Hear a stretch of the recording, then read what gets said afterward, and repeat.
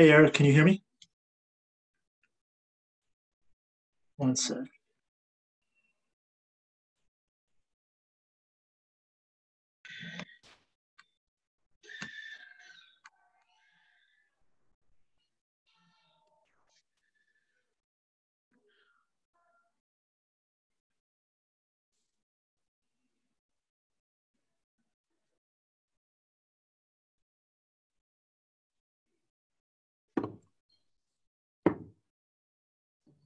You guys hear me at all?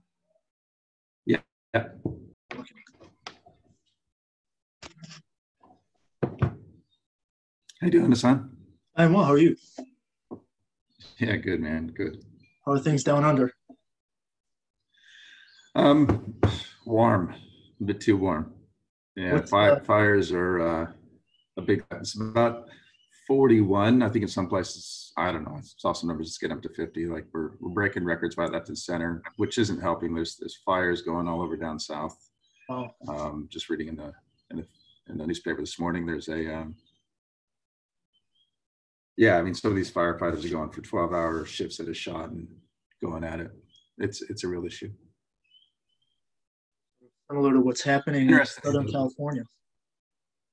Yeah, yeah. There's a fire tech accelerator though that's spun up here in Noosa to address that. So Oh, that's awesome. obviously where there's challenges, there's always opportunities. So they're going to come and next year get a bunch of technology together and fund 10 startups to hack together issues around fire tech. How are you, Eric?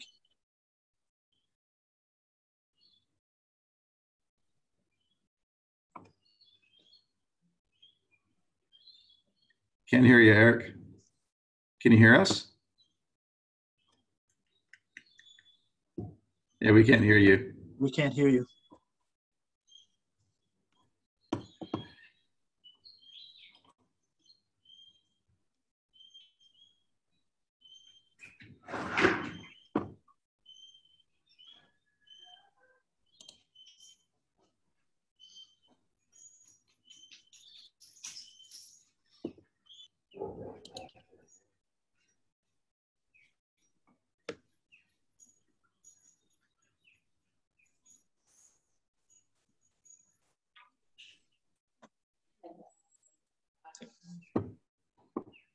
So is your university stuff end anytime soon, or? Hopefully mid-January, yeah. So that's what I'm doing for the next 4 weeks, just working to finish up the document, which is well far from finished. So it's it's kind of one of those things where it's bigger than the end point, but you do everything you can to give it a good hard crack. And I've got a research fellowship role lined up first year, so I should just transition well into that. And then the papers and everything will just keep on going. It's been fascinating. One of the things I've been looking at is, it's obviously I need to set the context for my paper on innovation hubs and what's the context within Australia. And I actually went right back to settlement, which for us was around 1780 when people first came onto the land and took it over from the indigenous, which is a whole nother story. But then it's been fascinating to actually, and there's a lack of literature around mapping what is the first instance of every function of the innovation ecosystem? When was the first meetup? When was the first government policy on entrepreneurship? What was the first entrepreneurial activity? And yeah, go ahead, Eric. Yeah, we can't, go ahead and give that a shot. But it's been fascinating to watch each of those come up and seeing some of the early descriptions going back to like 1820 of people talking about there wasn't university support. There was no formal education for the farmers or the miners. And so they went to the local museum, learned what they had to learn before hitting the gold fields, much like the meetups we have today. That's awesome. That's better, Eric. Oh, is that where you go? No, your kids are. We have a Hello, hello. Can you hear me now? Hey Eric. Yeah, I've been There's having been a a bit of- terrible echoing problem. Yeah, it is echoing. It's some pretty bad feedback. So now I have Two microphones working. Try muting your phone and see if that works.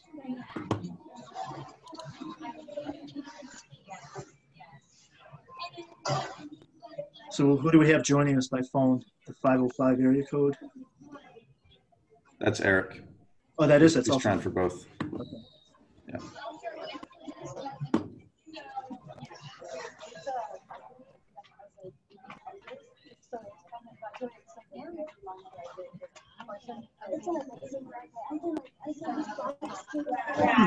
Well, this is troubling. I don't know how to turn off both microphones or one of the microphones.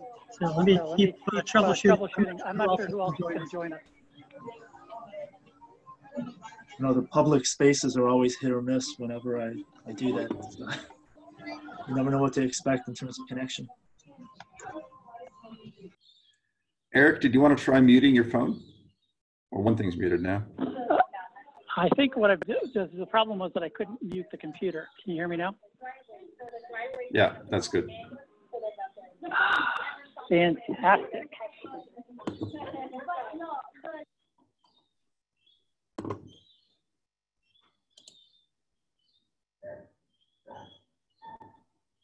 So I think we're now I've got a full screen.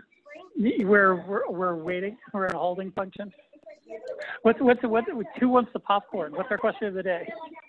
I think the agenda asked what are our plans for the holidays or end of the year.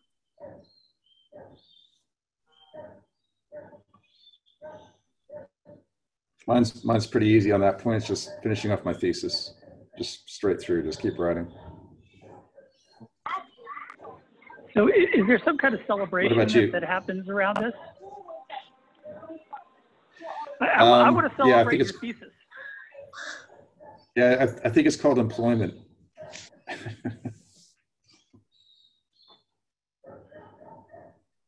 What about you, Eric? You doing anything special?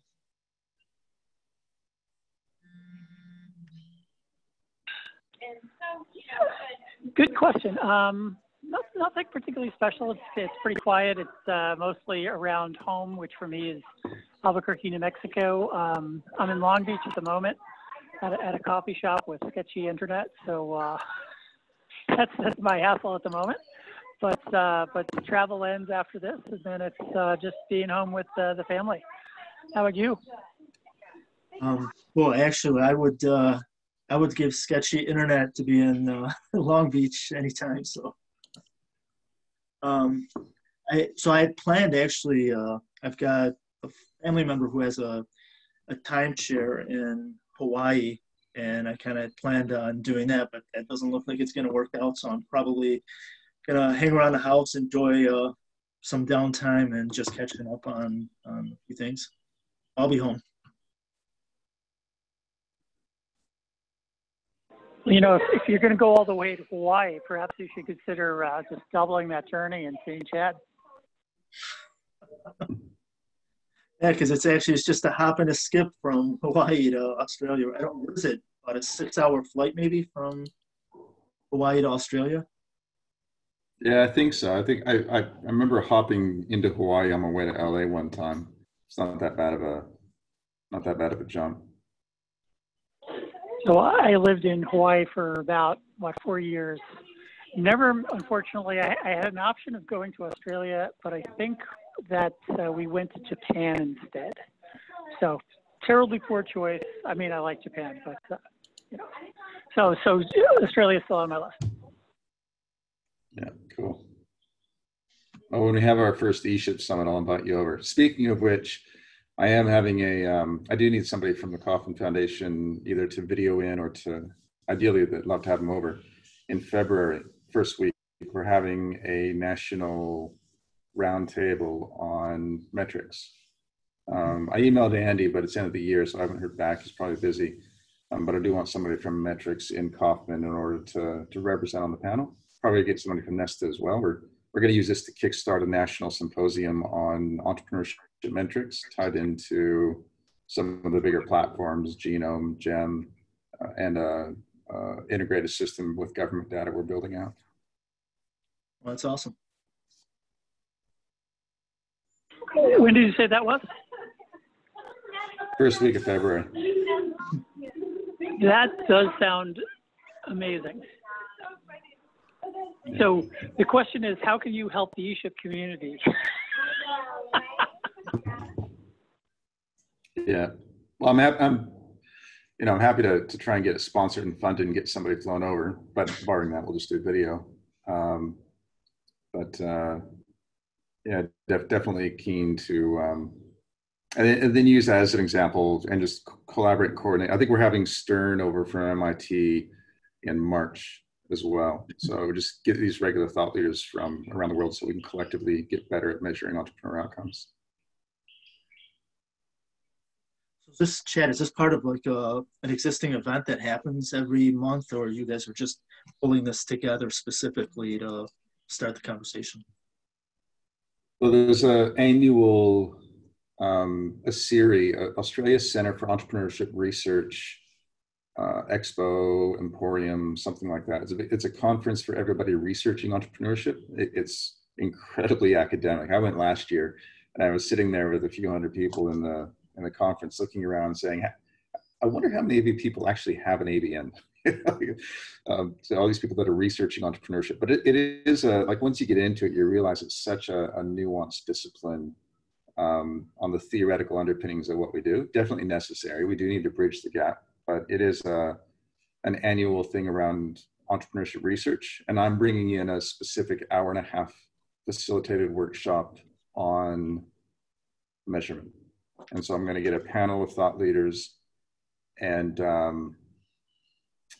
get a bunch of people together to run just an open conversation. And then as a result of that, start a monthly engagement specifically for entrepreneurship research with representatives from government, research and academia, the entrepreneur community and programs, the investment community, and the entrepreneurs themselves.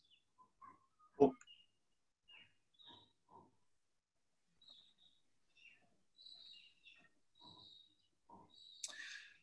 I think, so let's see. So how do we make use of, I don't want to take everybody's time for, I love you both. But Yeah. what do we think, like if we want to spend like 5-10 minutes thinking about kicking off, because I know that there's still sort of another reformulation of how these calls are going to work. And some groups have actually, I think, done a really good job of treating them as something of meetups. You know, Chad, you had a great presentation. And some of the groups have also done a little bit of project work. We haven't leaned into that as hard as we probably should with this group. But that's one of the questions I think for kicking off 2020 is, what do we think we can achieve? I know I'm willing to take a run at one of the project canvases. You know, probably regional ESHIP, since there's still a little bit of interest and heat around that. But just to kind of at least move the ball a little bit forward so that we've got something to present to the let's say, to the various national partners or various international partners, I guess. Yeah.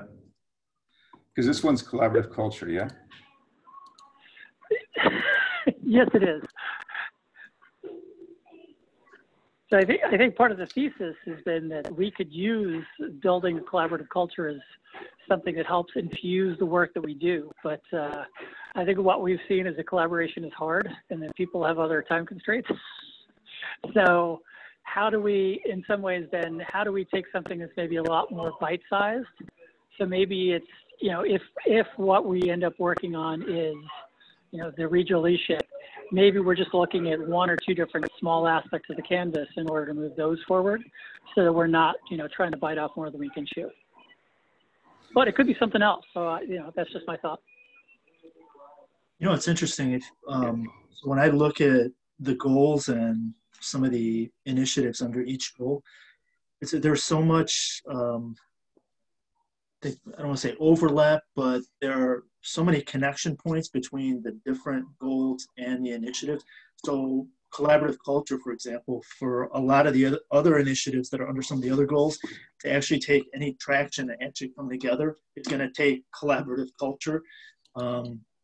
storytelling is imbued in every single one of the goals, and there are initiatives under a couple of the goals that are directly, like the global awareness campaign and some of the other initiatives are directly related to some sort of storytelling campaign about entrepreneurship. So I was thinking the other day about how to make direct connections between different initiatives under each one of the goals that somehow should be, when I say it should be tied together, like the people that are working on each one of those initiatives should somehow be on the same calls together, because they all, in one form or another, overlap or connect in one way or another. So how to connect the people working on those separate initiatives, because the initiatives are connected. That makes sense. Let's see. I'm going to try the computer again. Whoa, that's loud.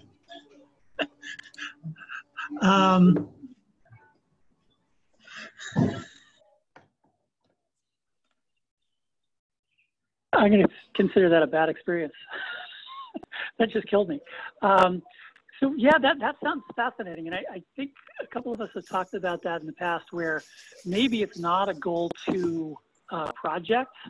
Maybe it's a, how do we kind of use the principles of more collaborative culture to help support some other goal, some other project that's out there.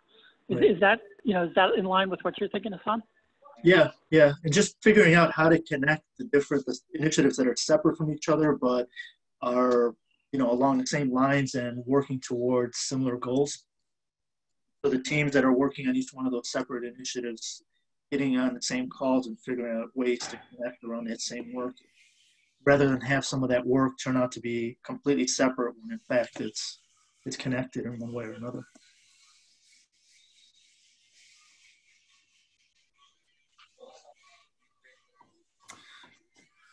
When I think about, so if I ask the question, what if this group didn't exist? Or what if this goal didn't exist? How would the world be different? Would we miss anything? What would not be done if this didn't do something?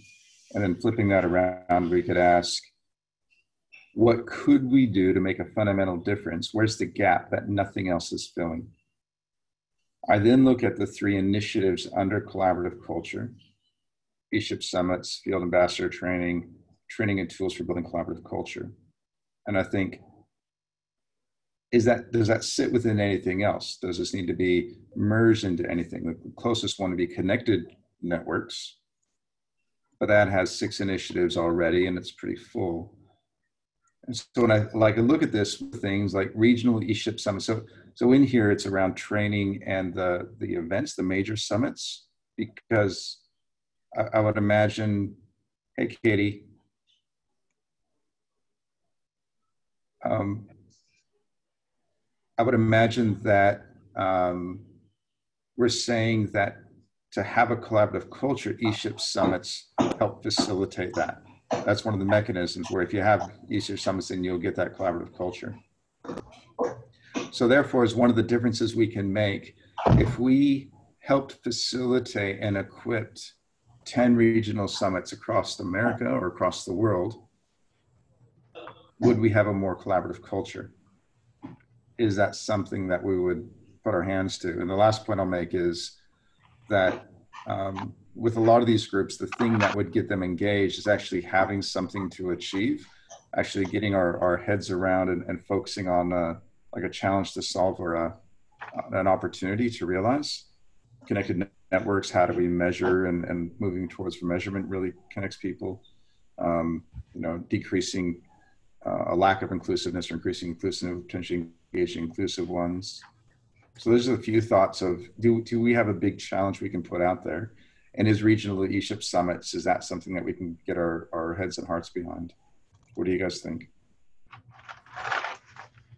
Yeah, I think especially the regional ESHIP summits, from the conversations we've had on past calls, there are a lot of people that are on board with that. I think it would be just figuring out how to pull those off, because we putting together a toolkit that folks can use so that you can replicate the model in other cities. How do you get funding, or who funds that locally?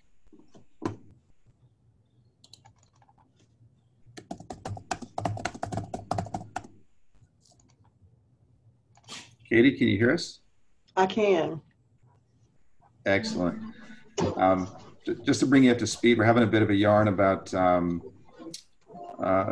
know, as far as making use of this group and collaborative culture, and what do we mean by that, and where does it sit?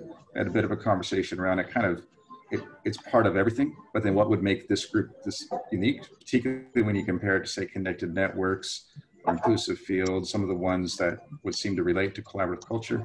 What is the one thing that we could focus on as we look to 2020 to really get our heads and hearts behind moving forward? What difference could we make? But also interested in how you are, what your plans are for the holidays, and what's going on for you. It's really looking forward to resting. It's been a very eventful year and fall, so I'm looking forward to doing nothing but, you know, maybe some creative stuff over the holidays. You know, I think one of our challenges in this, in all of these groups, is to decide, you know, is our focus on us being collaborative, or is our focus on putting together things that could teach others how to create collaborative cultures? You know, are we supposed to be like the ambassadors, developing things that would teach others how to create collaborative cultures, or are we trying to create a collaborative culture amongst us? And I think I struggle with that with all of the 7 work groups. You know, are we trying to live it and walk it amongst ourselves, or are we trying to develop things that we can then go out and impact the broader community, maybe that doesn't get to come to the ESHIP summit every year, you know, and drink the Kool-Aid? That's a great point, and that prompted me to reread the definition under collaborative culture, which is cultivate a culture of trust and collaboration within our field. So it sounds which like is really an interesting framing of, yeah, for us. Well, I think, I mean, so first of all, thanks for joining us. That's great to have you. It's great to have 4 people here. You guys usually not have 4. Yeah, it feels like it's more of a party now. So I think one thing that comes to mind is, you know, there are a lot of different things we might try to achieve, but right now we're not doing a great job of achieving any single one. So in terms of making a difference, maybe it's, you know, we're going to spend a quarter, we're going to spend 3-4 months working on, you know, one focus, which is building each other's skills in and around building collaborative culture. And then maybe another 3-4 month period is you're working on a project or something. So I think all of those goals are worthwhile. I think right now we're sort of straddling maybe 3 and not necessarily doing any of them that well.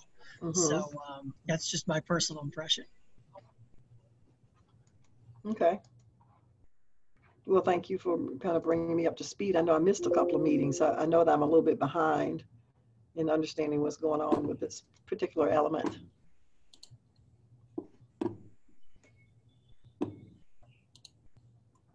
Well, one thing so what I think our topic for today has turned into sort of what is, when we kick off 2020, when the next call happens in January, what's, you know, is that something that attempts to help set those goals, or do we go in with some kind of a goal or a project at hand that we're planning to work on for, you know, for whatever period of time? But how do we kick off 2020 in a more meaningful way related to this topic?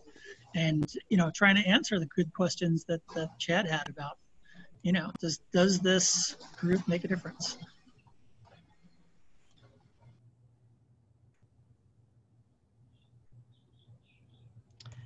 Okay. So I guess we could try to kick off the year with something that this group has created, even if it's only a set of guidelines. Is that kind of the question? What do we kick off the year with? Something we've created, or an invitation for people to come and help us create something? Well, I mean, I like that thought. I mean, one thing that I think has been a challenge for some of the different groups, and, you know, this one included, is how do we turn this into how do we turn this into a project, but also how do we make sure that it's collaborative in doing that? What I've often seen or seen so far, I've seen some groups that actually do this well. The couple different attempts to do a project canvas related to the regional ESHIP typically turn into one or two people just, I'll do the whole thing and then I'll get feedback. And that's not necessarily the best way to model this. So maybe taking a step back and saying, hey, how should we best approach this? Maybe that's a worthy thing for us to look at. Well, so if we, go ahead, Katie. Also, it sounds like you're asking, can we change the 80-20 rule?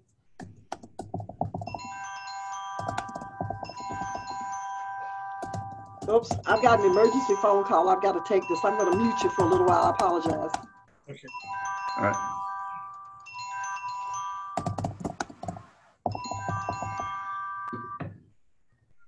Hey there. We can still hear you, Katie. My mute button isn't working for some reason. Can you mute me? Oh, there it is. No. Well done. So if we go back to first principles and say the vision is, if we look ahead, a culture of trust and collaboration exists within our field, that field being ecosystem builders. And so a couple of things we could do as far as exercises. One, we could say, well, what does that look like? And we can also look at the current state, what's working well, what are some of the challenges with that? What are some of the barriers? And then we can also say, so if that statement is true, then what would we have to do in order to get there? Which then presents a bit of a marching orders. So to put it out there, we could start by saying, what is the current state of collaboration and trust within the ecosystem buildings? What are some of the challenges and where is it working really well?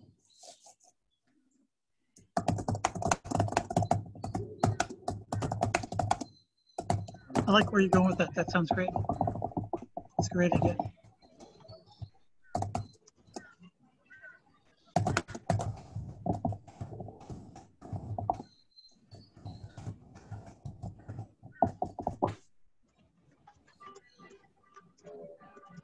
You know what?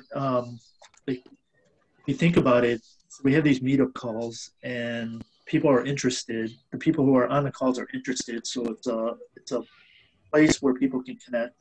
There are people that are interested in a common topic or theme. I think more than anything, what we probably need to work on next year is, in a sense, operationalizing that.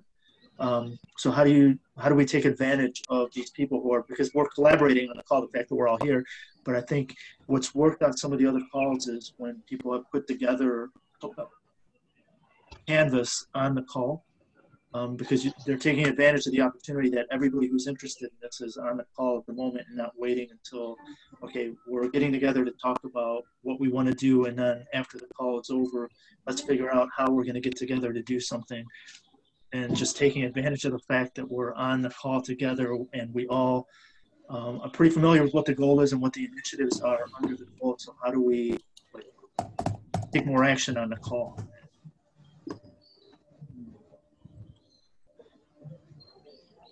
Yeah. Take advantage of the fact that everybody who is interested is taking this hour on the call. And do you have a link to the canvas? let's see.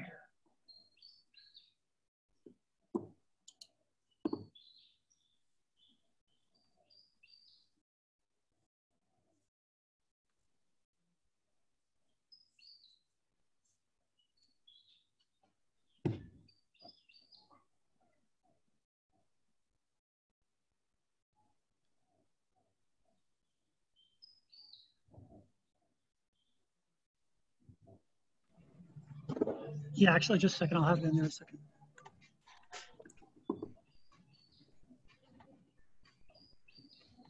You got it, Eric, or Yeah, just put that in.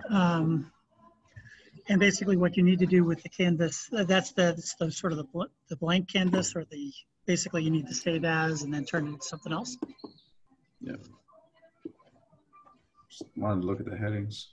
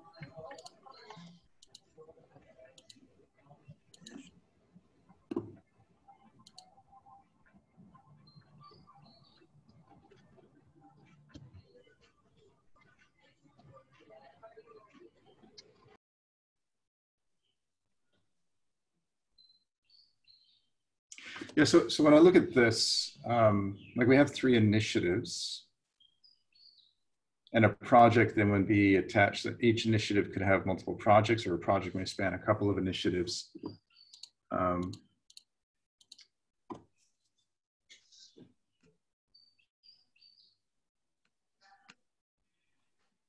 I guess one of the things I'm thinking is, like, regional ESHIP summits is something that we can get behind and define. The other one is, for the purpose of these calls, not only advancing something like that, but then also saying, you know, do we get a 12-month series where we talk about, you know, different aspects, you know, highlight aspects of ESHIP summits and things like that that have worked well as we advance the toolkit. Each one of those conversations could feed into the toolkit that we create. Would be one approach.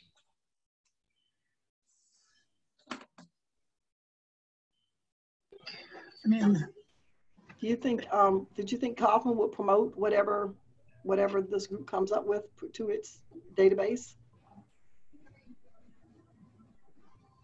I think they'll probably have a different sort of home for it. But what I will say, kind of related to that, is, and sort of the choices, I think to me the choice is, do we want to use a project from within Goal 2 as a, you know, something that we work on in a collaborative fashion to help model that kind of approach, or do we try to apply more collaborative culture approaches to something that's in a different arena?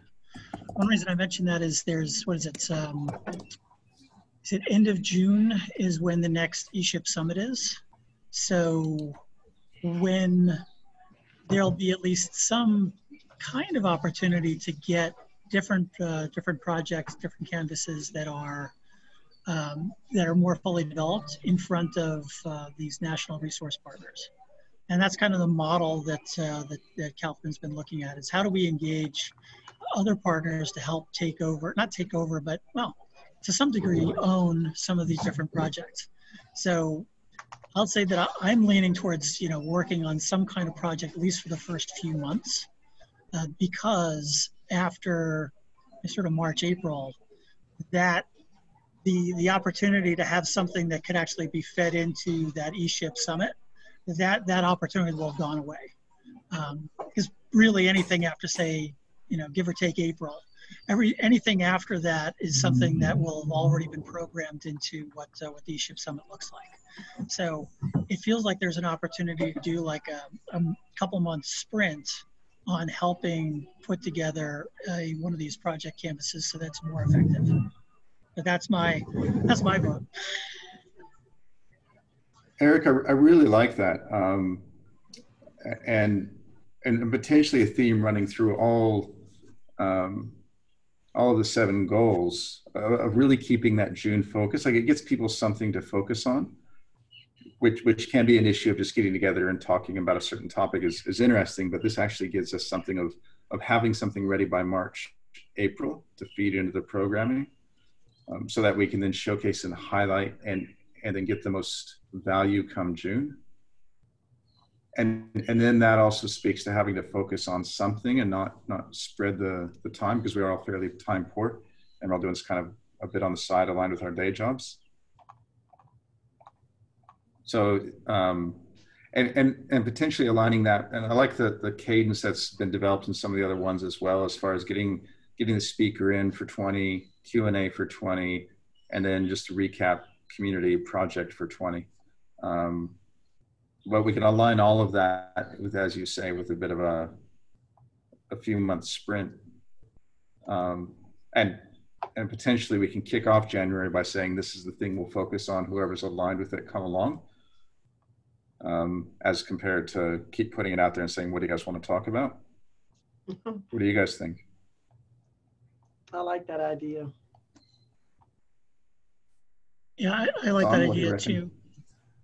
too.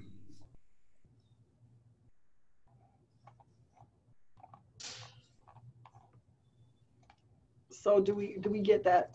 Do we get Kaufman to promote whatever it is you're working on, the drumbeat, so that to get it beyond our little community, or do we just keep it within the people who signed up to work on these projects? That's a great question. So one of the things I know that Kaufman's interested in doing is they don't want to, say, own or support all of the different things. So they know that they don't have the capacity to support, like, fund every single one of these kinds of things. So that's one of the things that's a bit of a constraint for them. However, one of the things that's also on their list is finding, as I mentioned before, finding ways where we can get different kinds of partners to help support these efforts as well. I'm very popular today. Hey, that's great. You know what would be interesting with regional ESHIP summits? Coming up with a toolkit that folks can use, but also attaching, like, if you think about it, so organization you're with, Eric, Forward Cities, already has regional convenings. Startup Champions does regional convenings twice a year. Host Starters has a network that they use. So taking a model, and if you took that model and any one of those three or all three and even additional organizations that are already engaged in convenings regionally and applied that model to what they're doing or added it on to what they're already doing, I mean, you could very easily start regional ESHIP summits where there's already some sort of traction and activity without having to recreate or onboard a new organization from scratch. You already have organizations that are engaged in convenings around entrepreneurship throughout the country in different areas. Most of those already Kaufman Foundation partners, the ones that you mentioned, they sound familiar. Yep. Yeah. Okay, so it should be easy to get on their agenda then. I mean, I don't want to speak on behalf of other organizations, but just thinking about it, it almost seems like it could very quickly be rolled out if we had a toolkit or a very specific format for what those regional convenings look like. It could happen in conjunction with convenings that are already happening. And to sort of, Yeah. Yeah, like I'm thinking about, like, say, the Global Entrepreneurship Network, right? And they've got a range of products. They run Global Entrepreneurship Week. They don't own the events. They just say, look, if you're running an event during that week, you know, give us a bit of a shout out and reference, and here's a toolkit and some support if you're going to run an event anyways. If you're going to run a week anyways, and same thing with Techstars, if you're going to run a startup weekend, obviously they have parameters where called a startup weekend, but there's so many hackathon startup weekend type things that you could roll under there. Similar kind of thing here. We could say, look, we don't have to own ESHIP Summit as a brand. We just say, we want 20 ESHIP Summits running, whatever you want to call it, whatever brand you want to do. But here's the things that we think go into something that would be called an ESHIP Summit. And if you do things that don't fit in that, it's probably not called an ESHIP Summit. But if you fill all of these things, what what do we mean by ESHIP Summit? Because ESHIP Summit doesn't exist. I can't hold it, touch it. It's just a whole bunch of characteristics we put around a term, right? So if we were to actually define what we mean by ESHIP Summit, so designed specifically for ecosystem builders, it needs to have both content presentation as well as facilitated workshop. If you have a one-way presentation the entire time, not an ESHIP Summit. It's a conference, great, please have them, we need them, but we need more ESHIP Summits as well. So how is it, as a starting point, we say in January, what are all of the things what are the characteristics of an ESHIP Summit? And then we can actually start saying what are good and what are challenging ones, what works, what doesn't. And then have a goal of saying we want 10 ESHIP Summits in America, globally. And then what does that look like? And just start from there. What do you guys think? I'm just kind of throwing some stuff out. Yeah, no, it's a great idea. I like it. And then when we look around the country for things that are happening that would fit that criteria, and then just try to attach ourselves from a content perspective. Is that the plan? We just acknowledge it. It's kind of like when I did Global Entrepreneurship Week this year. I did no promotion. I didn't ask people to do anything. What I did do is I tapped directly into Eventbrite and Meetup through their API, and I pulled every single event that referenced the words startup, entrepreneur, innovation, to get a total number of events run that week by state related to startups. Yeah. Now that'll be refined, and I had a whole bunch of stuff in there like entrepreneur singles dating groups and things like that. That were like, oh, that's probably not what we're looking for. But in a first broad stroke, if we just say, here's the characteristics of maybe in January we could say, here's what we mean by ESHIP Summit. Here's the reasons why, and here's why we think ESHIP Summits will build collaborative cultures. And then from there, we can then start saying, how do we do them better and how do we do them more? But first, starting with the baseline. I'll throw that out there. I got to be back in about 2 minutes. I'll let you guys ponder that. Just a second. I'm still not sure. Once we get this list, what do we do with it? It seems like we're talking about the list of things that fit this criteria of something we would call an entrepreneurship something. I don't think we should call it a summit. But what do we do once we have this list? What do we do to put something in there about collaborative culture? Otherwise, what's the purpose of the list? I'm not sure I understand what we're doing. The theme here is that, or the thought here is that we would use this building the project canvas, building the project around regional ESHIP as an example of working on something that builds collaborative culture. So to what extent in developing or further developing this project canvas or the project of regional ESHIP summits, what are they? As we build that, can we also help build our collaborative culture? The summits themselves are intended to help build that culture. So there's sort of fractal in that way. But what we're trying to do is we're trying to build collaboration as we develop the project, but then the project itself, when those instances go out into the community, those are also supposed to help build collaboration among different parties, more on a regional basis. Specifically to that question, that's come up before in some of the more specific project work when that was happening, is that very question. What are the things that for individuals define these ESHIP summits? Is it a playful space? Is it having these fire starter speakers that inspire? Is it working with people from your region? Those are all different, somewhat small elements that have taken place at these ESHIP summits. But the more that we had, if we poll 12 different people and create a little cloud about this, that's something that actually would really definitely help inform what the shape of this thing is. So the purpose of the list is for us to use that list to identify common characteristics of an ESHIP summit, but we're not going to really do anything with those events that we put on that list. We're just looking at them and saying, here are great examples. I'm just not sure what the end game is for developing the list. All right, so I'll go back through. So I was part of two of the different sort of project canvas work projects that happened on this, and there were sort of two different paths that folks took. One was very much kind of the ESHIP Summit in a box.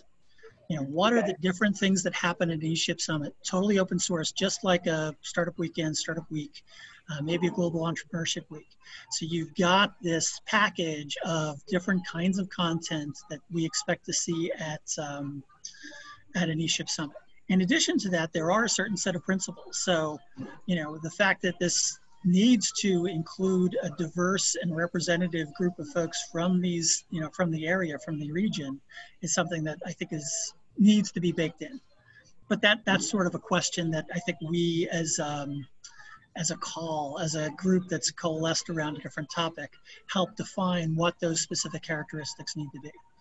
But that approach was supposed to be some kind of a package. The way that Startup Week would do something like this is that, or even 1 Million Cups would do something like this, is that there's a team that comes together in a local, in a region. That region basically applies or says, we are going to do this. But part of that application process sort of proves that they have taken into consideration some of these different aspects around, yes, we're going to follow the ESHIP principles, we're going to follow the characteristics of an ESHIP summit, and this is how we're going to do it. So that there's some level of performance that's expected from the region in order to claim, yes, this is in fact an ESHIP summit. So that's kind of the more open source toolbox version of this. The other version, just really quickly, the other version that was discussed was something that was more of like, I look at it as sort of like the Cadillac, or, you know, maybe the Tesla version of this, the fancy, somewhat expensive version, which is that you find a resource partner, national resource partner that wants to pilot these. And as part of doing that, they do a fairly high-end event, probably not on the level of what ESHIP Summit from Kalpin Foundation is, but something that's pretty significant. And that brings in speakers maybe from elsewhere around the country, that does a few other things. And that's kind of like a really kind of, it gives that feeling of we're all, you know, we brought people together for a special purpose that is maybe a little bit better funded than the Global Entrepreneurship Week things that I've done, which are, you know, totally crowdsourced.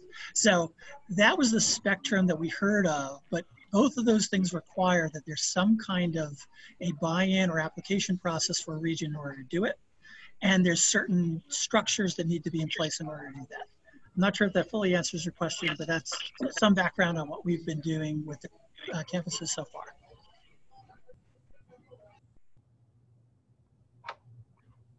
Well, thanks for what you posted, Chad. That's pretty cool. Eric, I think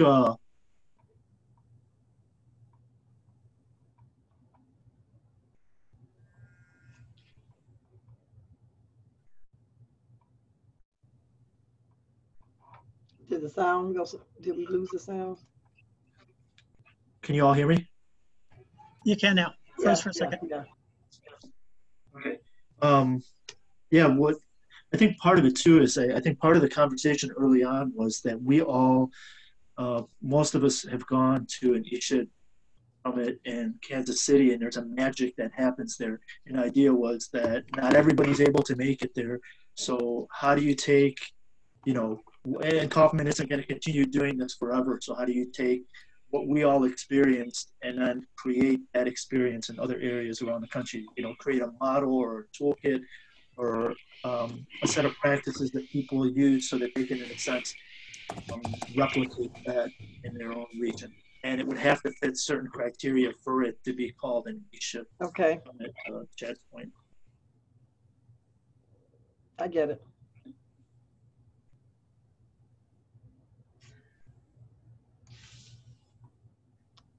So the first task next year is to develop that list of characteristics of an ESHIP summit. Like an ESHIP summit, in order to be called a regional entrepreneurship summit, it needs to have these elements. Is that the first task?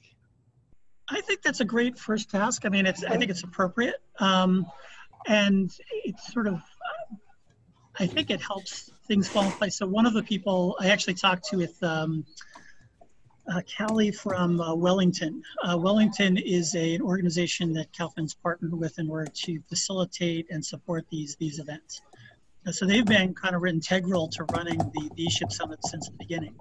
So I think if we made that sort of a discussion question, but also had maybe, and have to check on timing and stuff. But I think if we made her, someone from from that Wellington team part of the invited speaker, that might make for a really nice package to help kick off the year.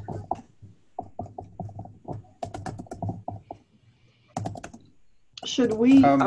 I think one of the things that really resonated with me at the first summit I went to was the understanding of what makes an entrepreneurial ecosystem. So should one of the criteria for an entrepreneurship summit be that there is some discussion of what makes an entrepreneurial ecosystem? Should we say a discussion of those 7 elements in some flavor needs to happen? Yeah, I might throw a challenge question out there. In that, if we take a kind of a broad look of the ESHIP Summit, one of the things that's different about it than anything else is the continuity. It is not at face value. If you go to one, you think, holy crap, this is incredible. We're all here together to learn about ecosystem building.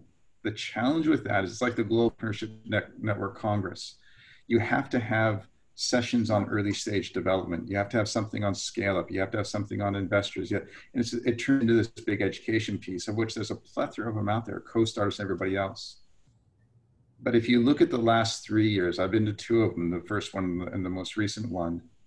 What really struck me as one of my gigs is a trained facilitator for strategy sessions for organizations. The ESHIP Summit over 3 years is a strategy session for the ecosystem, much like you have a 2-day workshop for a corporation. The first day we got in there, who are we, what are we doing, what do we have to work with? They had little theme tags. It was incredible because they got us all in mini ecosystems. They got an investor with an ecosystem builder with a philanthropist and all these people together. And then we just workshopped. Second year, let's try and figure something out. Third year, let's actually execute and do. Fourth year, we're going to see what happens. My expectation is they continue to advance that process, building America's entrepreneur ecosystem. Now, how do we replicate not the feeling of ecosystems building together, but replicate the ecosystem building process through an ESHIP Summit, with that first ESHIP Summit being day 1. And to me, this is just an epiphany I just had as we're talking about everything else out in the market. One of the gaps is, and we see organizations fill these gaps with these backbone organizations such as the MIT REAP program, the ESHIP Communities project that Eric, you and I spoke about, the Techstars ecosystem building down in Louisville. But this is an annual conference getting people together to have this particular conversation on how do we build, and what we do next year as an ESHIP Summit must advance what we did last year. There has to be a continuity. Otherwise, it's not an ESHIP Summit. What do you guys think? Agree. So that means that we would logically define a progression? There must be some longitudinal aspect to it, yeah. Okay. Yeah, it can't be something that just repeats in a region every single year for new people doing the exact same thing. That's the Chad described with the ESHIP Summit. The first year had a specific purpose, second year had a purpose, third year had a purpose, and then going forward there's a purpose. So it's still an ESHIP Summit, but it just continues and goes to the next step with each. Like layering. Yeah, because we're advancing the community. And if we just keep talking about the same thing, we're also going to lose people that are going to next level. But that also means we have to replicate and leave behind things for people that are just entering. We can't, it's like in Australia, one of the challenges at the moment is we're all talking about scale-ups. We're talking about scale-ups because we've spent 10 years dealing with the noisy, dirty, messy, startup-y type stuff. If all of a sudden we leave those, it's like a hospital that says, okay, we have enough kids, let's shut down a maternity ward.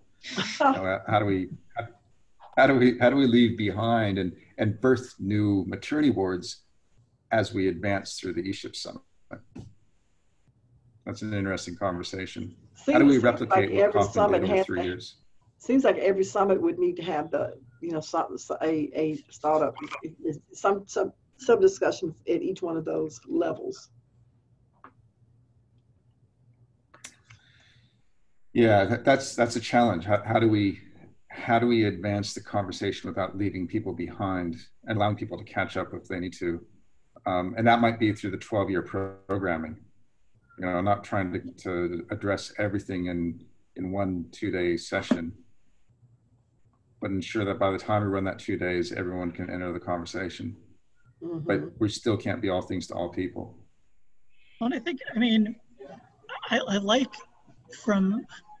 like what Chad's saying, sort of from a principal's perspective. So the principle of always advancing and continuing to develop, but also finding ways to bring in new potential ecosystem builders. I think that's all in there.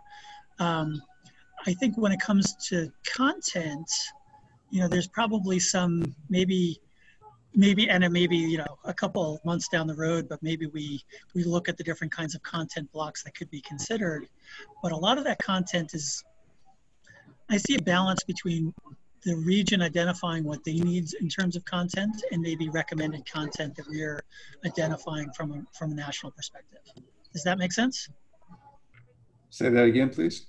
So what I'm puzzling over is, I think the region itself, when it wants to produce one of these different events, it feels like they could take it out. They could identify a couple of things that they want to work on. And if we were the ones, or, in setting up the format, if we mandate that there's some kind of progression, so year 1, you're working on this, year 2, you're kind of taking it to the next level. So I think some of the challenges that they want to focus on as far as ecosystem building could be locally developed. But I'm wondering if, like in some call, whether we want to, maybe crowdsource kinds of content that would help move that, make that available. Yeah, I don't know. I'm getting a little more fuzzy the more I speak about it. Yeah, I think we probably can provide an outline instead of just real content.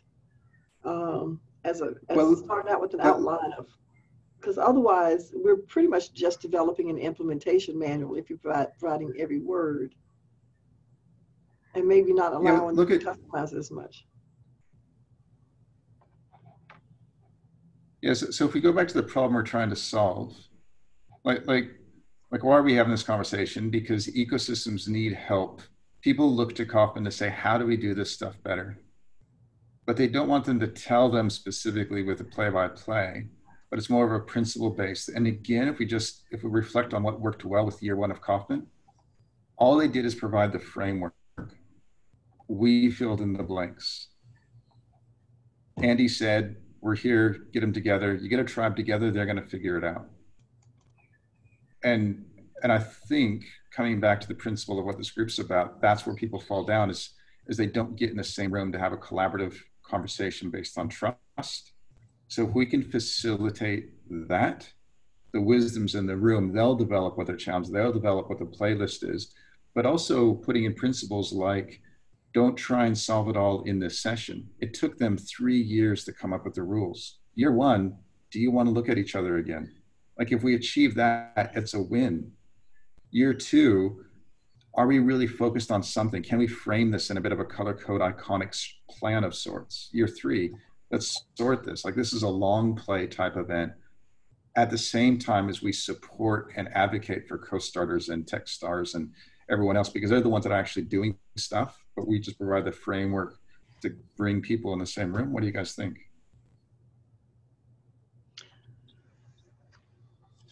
So that's kind of like your framework outline, yeah. But let's say I'm Forward Cities and I'm doing something in 3 locations around the country, and we want Forward Cities to adopt what we're proposing. Are we willing to give Forward Cities something in order to have an impact on their agenda?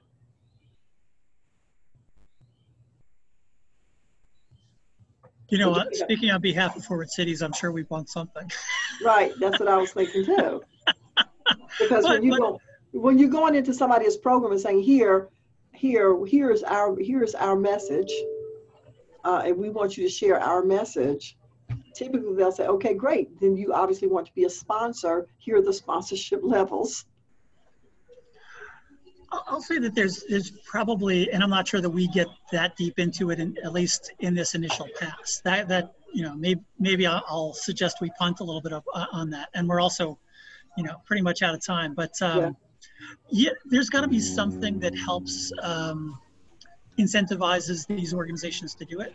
But I think, you know, from a different perspective, if I see that, you know, organization X, you know, I'll just call it organization X, if they're the ones who are co-producing these different regional summits around the country, that's an organization that has some additional credibility for me as far as an entity that I might want to work with in terms of growing an ecosystem.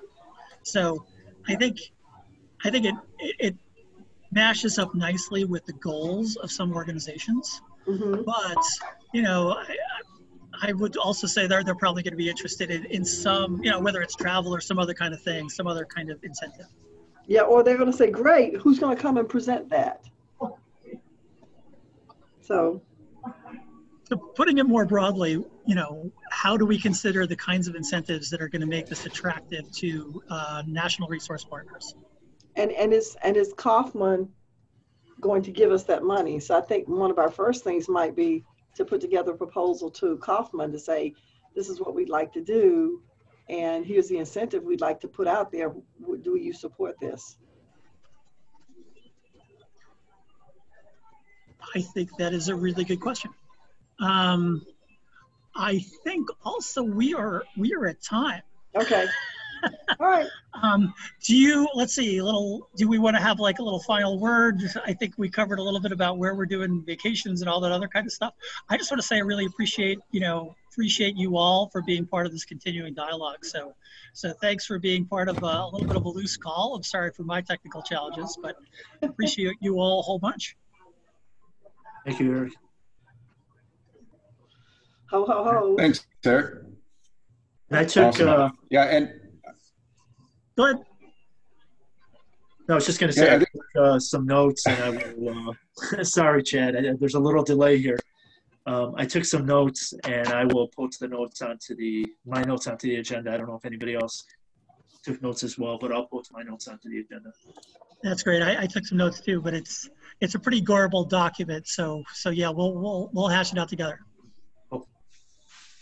Yeah, cool. And just as a final thought, like at the end of this, if we have a bit of support for Forward Cities, you know, if this is a toolkit that actually advances Forward Cities without creating its own brand, I think that wouldn't be a bad thing as well. So really interested in seeing what January's meeting holds. Who's driving the agenda for January, and how do we take this forward, like as far as next steps? So the one update that we didn't do, and I'm not sure, all I'll say is that I know that the ESHIP champions, that role is kind of morphing a little bit, so that they are, I know, looking at some new set of ESHIP champions. The idea that I'm familiar with is that those folks, those gold champion folks, will actually have some responsibility for conducting these calls on a monthly basis. So, you know, so the idea that it's not entirely volunteer driven, that there's some people who are identified that actually, you know, help convene these, I think that's out there. I don't know what the timeline is on that, so I'm not sure if that's in place before January. So I think we have kind of enough coming out of this that I think we've got enough meat for a January call. So I think we can put that into place. And I'm happy to work with, you know, with the three of you as far as putting together an agenda for that. I think that would be great. All right. Yeah, cool. Happy to go back and forth on email Cool. or Slack. Great. Thanks again, everyone. Thanks, guys. Appreciate it. See ya. Bye.